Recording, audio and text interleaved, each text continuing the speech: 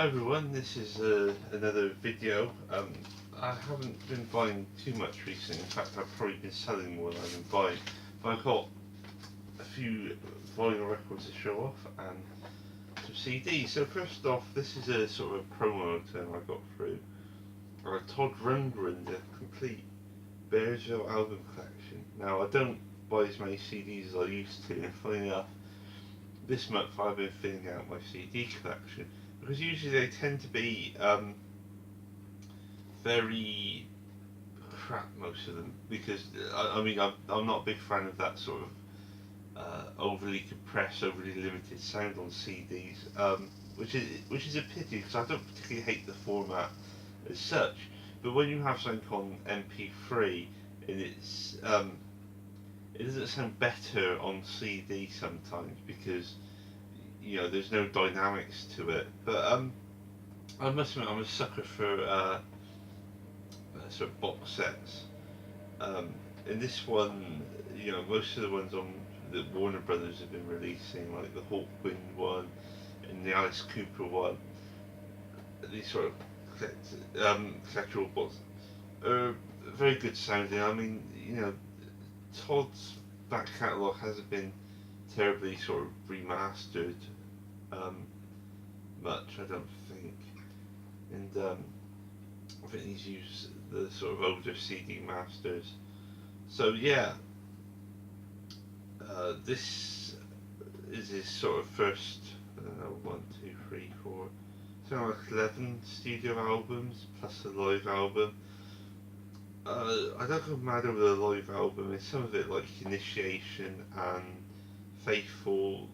They're not particularly very good albums, but I mean, the first two albums are just amazing. In fact, these days I prefer them to some of his weirder albums, like A Wizard, A True Star, and Todd.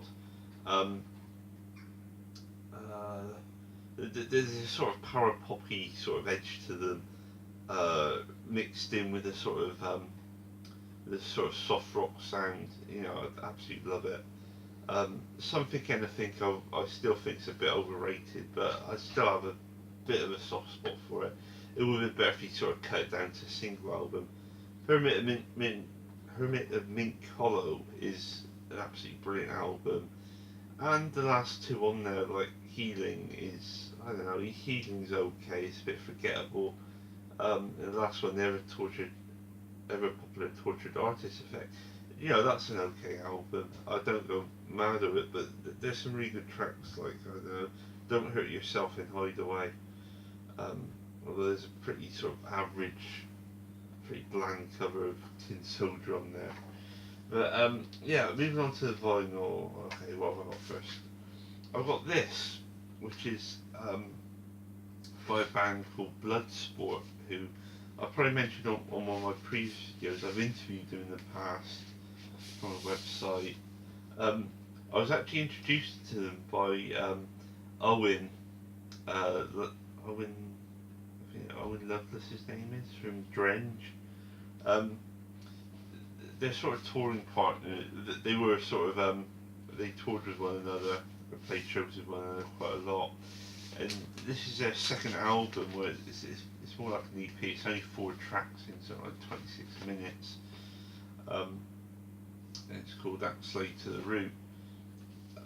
Absolutely brilliant stuff. In fact, it's better than their first album, which I've actually got on vinyl. It's actually sold out now. You can't buy it anywhere. This is really good stuff. If you think it sounds like, how can I explain this in words? They're a bit like the pop group. They're actually very big pop group fans, but this is pop group doing sounds like the pop group doing Afrobeat music. It's absolutely brilliant.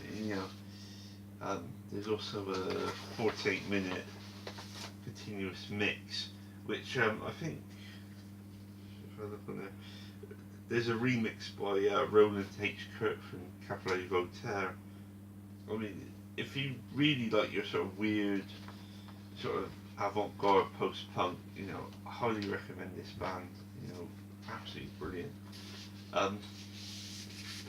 Absolutely love and I've never seen them play live yet. I mean, they played live in Bristol a couple of years back, a year or two ago, I can't remember, and I missed them.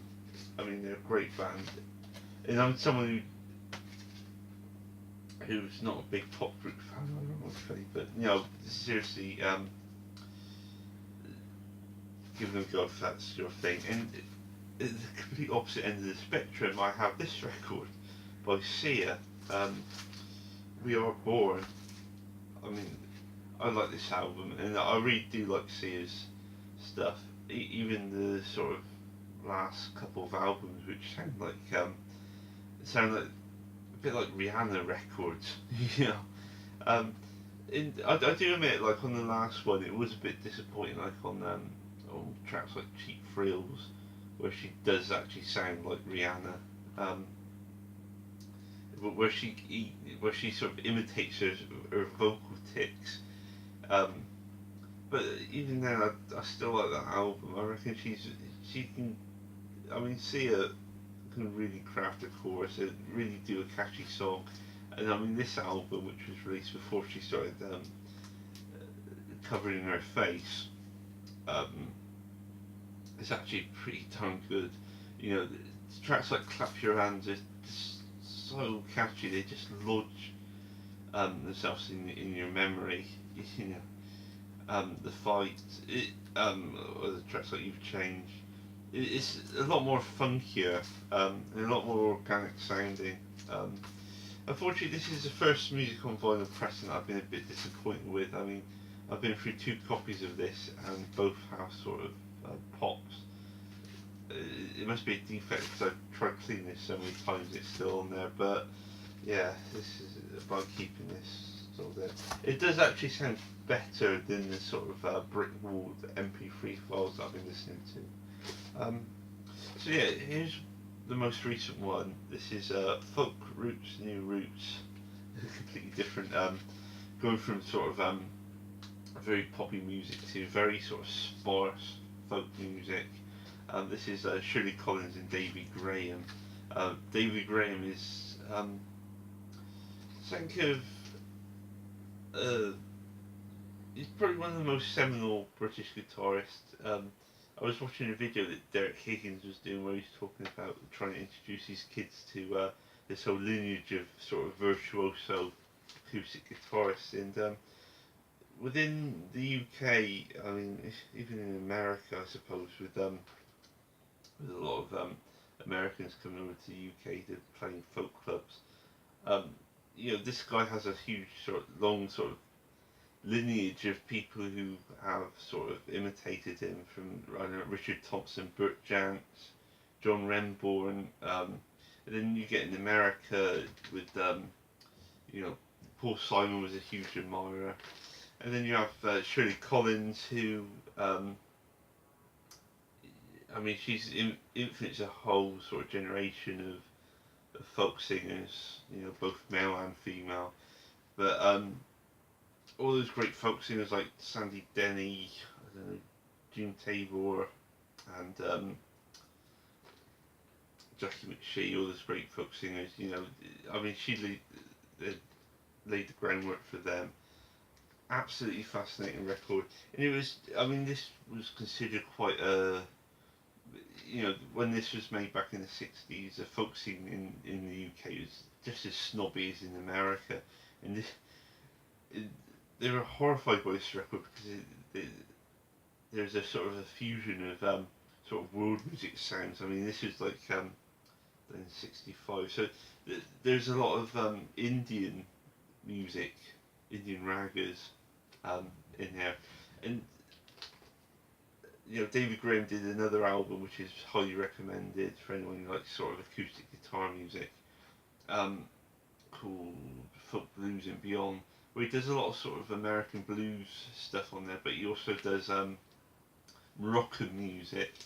I mean, he travelled over there, and yeah, it sounds way ahead of its time. Highly recommended. Yeah, I also got a replacement for this. I mean, I bought a sealed Yet Rock pressing, So it cracked the seal, and it was the most hideous thing I ever heard. You know, sibilance. I think even there might have been some groove damage, but I'm not sure. But I sold it, and I replaced it with this, which is a island UK island pressing. I mean, it's not perfect. You know, it has, although it does have a sort of better looking label. And it sort of replicates that classic pink label. I just love that label. You know. And it also has flip back sleeve, which actually, funny enough, they actually replicated the flip back sleeve on this one. It doesn't sound perfect. It does still sound a tad sibilant. I think maybe you can blame that on the recording. It does. I mean, it's a really great album. I mean, it's probably my favourite Paul Weller record. But it does have a very sort of muddy sound to it. It's, you know, you compare it to one of his last album, Saturn's Pattern, which sounds very sort of clear and sort of spacious in you know, there's a lot of space in there. This does sound a bit sort of messy, but I don't know if that's the sort of what they're aiming for. But I just love this record. I'm just happy to have a sort of a nice UK pressing of that. And it's funny. I went on some forums and people were complaining about Yet Rock, how they managed to totally fudge up. Uh, uh, I think it's Robin Hitchcock's back catalogue. That somehow they sort of got some tracks around the wrong way on the track listing. So yeah, it'd be best to avoid them from now on. So yeah, this is one record I've been looking for ages. This is Hawkwind, Quark, Strangeness and Charm. It's a dirt cheap record. I mean, I got this for £8. This is like on the blue label, so there's no printed inner. I think this is an 80s pressing. And although it's funny, this one, I'm sure this is like swapped over cover, because it's got like distributed by Phonogram, and the label here it says distributed by Virgin. But you know, it's an okay enough sounding pressing. Plus, it's in relatively VG plus shape. But this is an amazing record.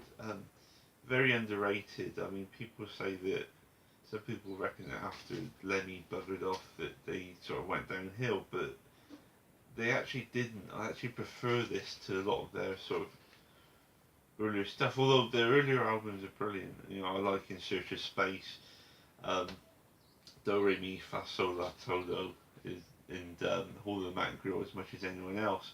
But I just think this is better. I mean, Robert Calvert wrote about science fiction things without coming across as particularly po-faced or too serious. And you know, Damnation Alley, Spirit.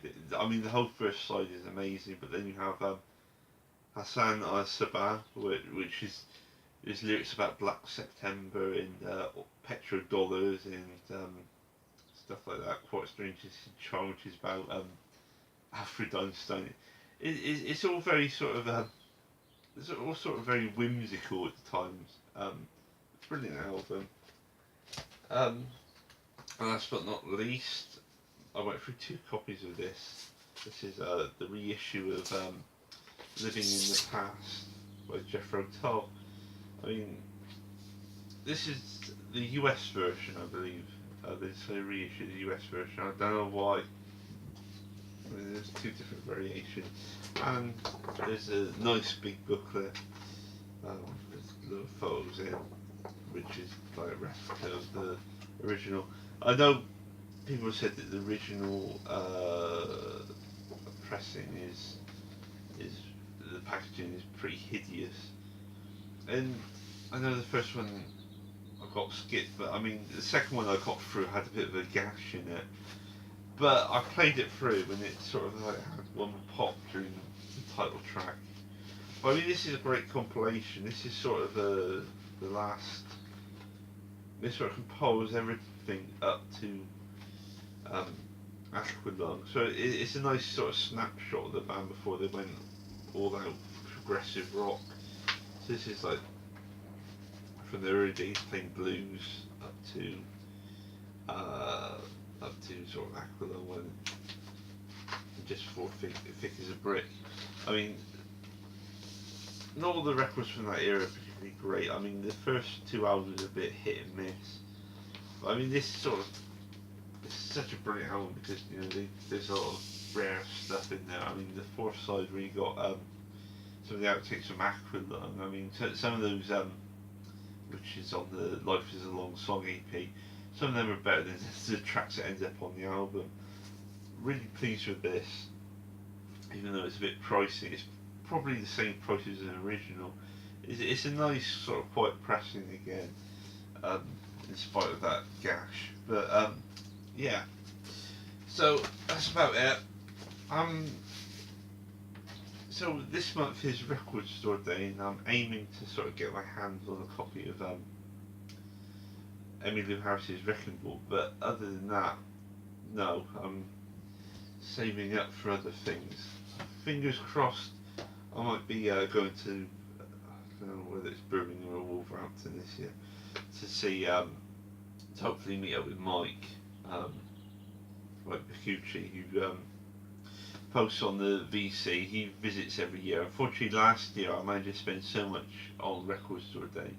I was so broke I couldn't really go up to Birmingham, but hopefully this time around it's going to work out okay. So yeah, this is my sort of last update for a while. So until the next time when I've got loads of bonus showing off, goodbye.